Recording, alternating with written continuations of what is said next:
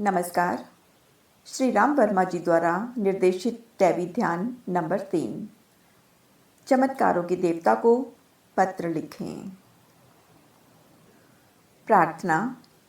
मैं राम वर्मा मेरे स्नेह, करुणा, प्रज्ञा और विश्वास के साथ चमत्कारों के देवता के मार्गदर्शन में आपको इस निर्देशित दैवी ध्यान के लिए आमंत्रित करता हूँ, जिससे आप अपने अर्ध जागृत मन को जागृत कर धन एवं समृद्धि पा सकें।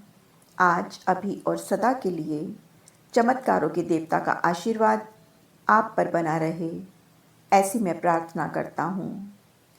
त्वरित और बेहतर परिणामों के लिए सूचना। ध्यान के लय, आरोह अवरोह और प्रत्येक टकराव को अच्छी तरह से याद कर लें। अपने आप को समाधि में ले जाने के लिए मधुर आवाज़ में मार्गदर्शित करें। गहरी समाधि का पूर्ण आनंद लें। अथवा अगर आपके पास इस ध्यान की रिकॉर्डिंग श्री राम वर्मा की प्रेम और करुणा भरी आवाज़ में है, तो निश्चिंत रहें। रिकॉर्डिंग बजाएं और ध्यान का आनंद लें। उसमें दिए गए निर्देश आपको गहरी समाधि में ले जाएंगे। और अगर ये रिकॉर्डिंग आपके पास नहीं है, तो आप इस वीडियो को मेरी आवाज़ में सुन सकते हैं। ध्यान को 40 से 45 मिनट तक शांत वातावरण में बिना किसी विक्षेप के स्थिर मन के साथ करें। चमत्कारों के देवता के नाम पर प्रिय मित्र, आपका स्वागत है। चमत्कारी शक्तियों या चमत्कारों के देवता की देखरेख में श्री राम वर्मा जी द्वारा निर्देशित यह ध्यान मैं सुनीता तत्कुर आप तक पहुंचा रही हूं। कृपया प्रत्येक निर्देश का पालन करें। अपने अंतर मन में ईश्वरीय प्रेम और आशीर्वाद का अनुभव करें। ध्यान को करते हुए कृपया ना तो कोई गाड़ी चलाएं और ना ही किसी मशीन पर कोई कार्य करें। तो आइए शुभारंभ करते हैं। चमत्कारी शक्तियों को जागृत करने के लिए आप आदेश के नियमों का भी प्रयोग करें। यह नियम कहता है कि हम हमारी प्रार्थना को एक विनम्र आदेश की तरह चमत्कारों के देवता तक पहुंचा सकते हैं। इस प्रक्रिया में आप एक बच्चे की भूमिका निभा सकते हैं। जैसे एक बच्चा माता या पिता से किसी वस्तु की मांग एक आदेश की तरह करता है, ठीक उसी तरह आपको चमत्कारों के देवता से अपनी इच्छित वस्तुओं की मांग करनी है। आदेश के रूप में बच्चे की मांग उसके प्यार और आस्था की पराकाष्ठा को दर्शाता है। बच्चा जानता है कि उसके आदेश का पालन करने के लिए माता पिता के पास ज़रूरी साधन सुविधा भी है। आप भी इसी पात्र को, इसी भूमिका को इस ध्यान में निभाना सीखें और इसका उपयोग करें। यह एक सृजनात्मक तरीका है। एक बच्चा बनकर अपने सपनों को पत्र के द्वारा अपने पिता रूपी चमत्कारों के देवता के समक्ष रखें। इस पत्र को लिखते हुए आप अपने दोनों मनों का प्रयोग करें, चेतन मन का भी और अवचेतन मन का भी। इसका अर्थ है कि आपको दोनों मनों से निर्णय लेना है कि आपको क्या चाहिए। जो भी आपको चाहिए उसे अपने पत्र में पूरे विवरण के साथ लिखें और उसके बाद कल्पना करें कि आप चमत्कारों के देवता के साथ संबंध प्रस्थापित कर रहे हैं। जितनी गहरी आपकी कल्पना होगी, उतने ही जल्दी आप चमत्कारों का अनुभव करेंगे। पत्र कैसे लिखें?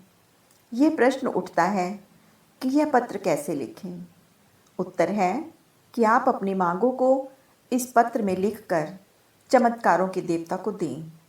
बेहतर परिणाम प्राप्त करने के लिए आपको 3 बातों का ध्यान रखना है। पहली, एक बार में एक ही मांग रखें। दूसरी, इस मांग का हर विवरण विस्तार पूर्वक लिखें। तीसरी, मन की गहराई के साथ कल्पना करें कि चमत्कारों के देवता आपकी मांगों को पूरी कर रहे हैं। साथ साथ खुशी और आनंद का भी अनुभव लेते रहें। अब हम एक उदाहरण से समझते हैं। मान लो कि आप एक खूबसूरत मकान के लिए यह पत्र लिख रहे हैं। आपको इस मकान का हर विवरण लिखना होगा।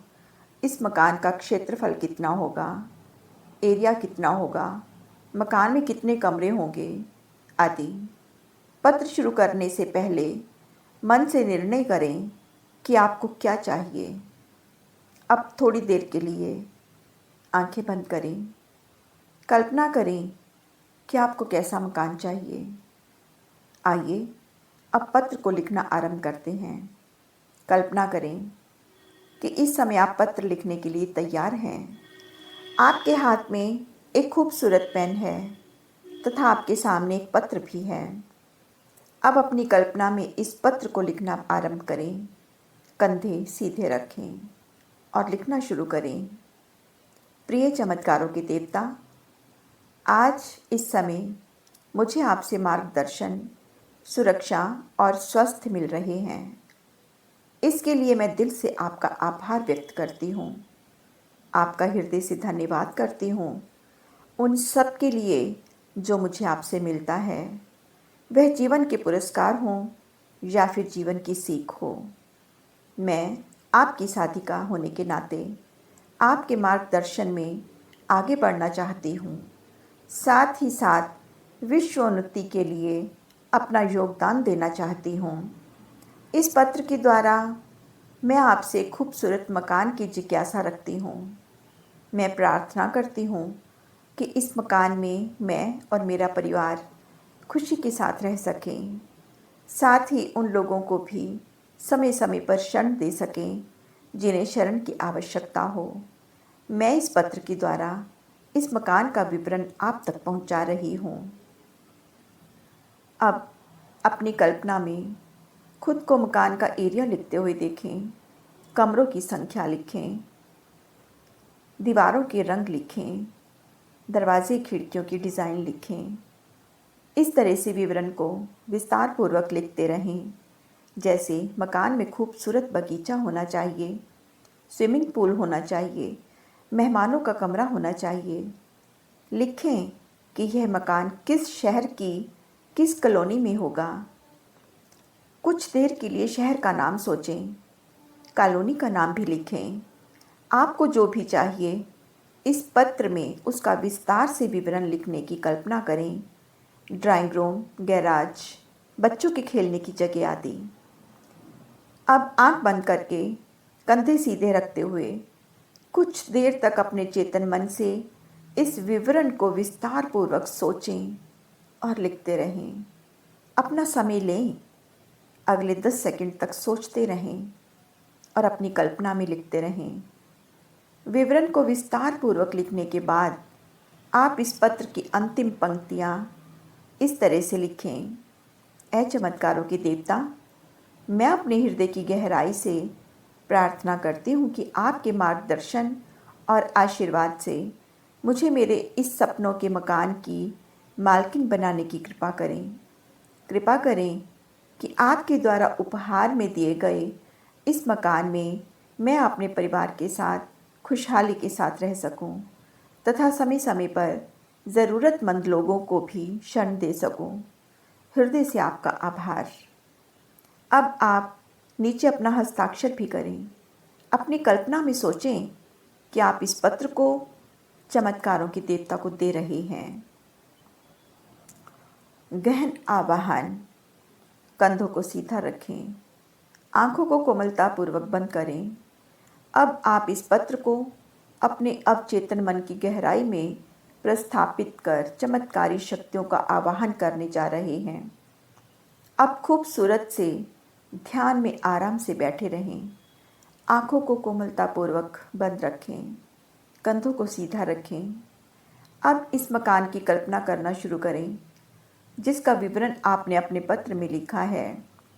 इस विवरण के हर दृश्य को अपने मानस पटल पर आने दें। सभी दृश्यों को अधिक रंगीन और आकर्षक बनाएं। अब कल्पना करें कि आपका पत्र चमत्कारों के देवता के पास पहुंच गया है। धीरे धीरे कल्पना करें कि चमत्कारों के देवता ने आपके पत्र को स्वीकार भी कर लिया है तथा आपकी सभी इच्छाओं और मांगों को पूरा किया जा रहा है। इस आनंद का अनुभव गहराई के साथ करना शुरू करें। इस आह्लादक अवस्था का कुछ देर तक आनंद लेते रहें। धीरे धीरे कल्पना में जाएं और देखें कि चमत्कारों के देवता आपको आपके खूबसूरत मकान की चाबी सौंप रहे हैं। इस खूबसूरत चाबी के रंग को देखें, कंधों को सीधा ही रखें। अब इस चाबी को अपने हाथ में लेकर उसके तापमान और स्पर्श का अनुभव करें। थोड़ी देर तक इस सुखद अवस्था में बने रहें। अगले 60 सेकंडों तक इस अवस्था का आनंद लेते रहें। और अब आप अपने मन में बोलना शुरू करें, मैं इस खूबसूरत मकान की मालकिन हूँ। मेरे हाथ में मेरे मकान की चाबी है। अब मैं अपने परिवार और मित्रों के साथ मेरे मकान में प्रवेश करने जा रही हूँ। इस समय मैं विशेष आनंद का अनुभव कर रही हूँ। इस अभिवचनों को अपने मन में बार बार दोहराएं। मैं इस खूबसूरत मकान की मालकिन हूँ। मेरे हाथ में मेरे मकान की चाबी है। अब मैं अपने परिवार व मित्रों के साथ मेरे मकान में प्रवेश करने जा रही हूँ। इस समय मैं विशेष आनंद का अनुभव कर रही हूँ। मैं इस खूबसूरत मकान की मालकिन हूँ। मेरे हाथ में मेरे मकान की चाबी है। अब मैं अपने परिवार व मित्रों के साथ मेरे मकान में प्रवेश करने जा रही हूँ। इस समय मैं विशेष आनंद का अनुभव कर रही हूँ। मैं इस खूबसूरत मकान की मालकिन हूँ। मेरे हाथ में मेरे मकान की चाबी है। अब मैं अपने परिवार व मित्रों के साथ मेरे मकान में प्रवेश कर रही हूँ। इस समय मैं विशेष आनंद का अनुभव कर रही हूँ। मैं इस खूबसूरत मकान की मालकिन हूँ। मेरे हाथ में मेरे मकान की चाबी है। अब मैं अपने परिवार व मित्रों के साथ मेरे मकान में प्रवेश कर रही हूँ। इस समय मैं विशेष आनंद का अनुभव कर रही हूँ। मैं इस खूबसूरत मकान की मालकिन हूँ। मेरे हाथ में मेरे मकान की चाबी है। अब मैं अपने परिवार व मित्रों के साथ मेरे मकान में प्रवेश करने जा रही हूँ। इस समय मैं विशेष आनंद का अनुभव कर रही हूँ। इन अभिवचनों को मन में बोलते हुए इस आनंद की संवेदनाओं को बढ़ाएं और कल्पना करें कि आप अपने मकान में प्रवेश कर रहे हैं। इस आनंद का अनुभव करते हुए अपने मकान के मुख्य द्वार को खोलना शुरू करें। कल्पना का गहराई तक अनुभव करें। अब इस द्वार के स्पर्श को महसूस करें। अपने परिवार और मित्रों को खुशी के साथ तालियां बजाते हुए देखें। तालियों की आवाज़ को अपने मन में सुनें। कंधे सीधे रखें और अपने मकान को देखना शुरू करें। दीवारों को देखें, दीवारों के रंगों को देखें, दीवारों को छूकर उनके स्पर्श का अनुभव करें। इस खूबसूरत मकान के भीतरी तापमान को महसूस करें। उसमें फैली हुई खुशबू को महसूस करें। अब रसोई में जाकर रसोई को देखना शुरू करें। मेहमानों के कमरे को देखें। धीरे धीरे अपनी कल्पना में पूरे मकान में घूमें। रसोई में प्रवेश करें और सबके लिए कुछ विशेष खाना तैयार करें। सबके साथ भोजन का आनंद लें। अब गैराज में जाएं। वहाँ खड़ी अपनी गाड़ियों को नज़दीक से निहारें, उनका स्पर्श करें और इस स्पर्श को महसूस भी करें। अब स्विमिंग पूल के पास जाएं, पानी को छूकर नमी को महसूस करें। यहाँ बह रही ठंडी ठंडी हवा का आनंद लेते रहें। मकान को पाकर आपके परिवार को जो खुशी हुई है उसका आनंद लें। कंधों को सीधे करते हुए अब आप मेरे साथ साथ अपने मन में बोलना शुरू करें, मैं इस खूबसूरत मकान की मालकिन हूँ। मैं इस समय अपने परिवार के साथ इस मकान में रह रही हूँ। मैं इस मकान में चमत्कारों के देवता के प्रेम और आशीर्वाद का आनंद ले रही हूँ।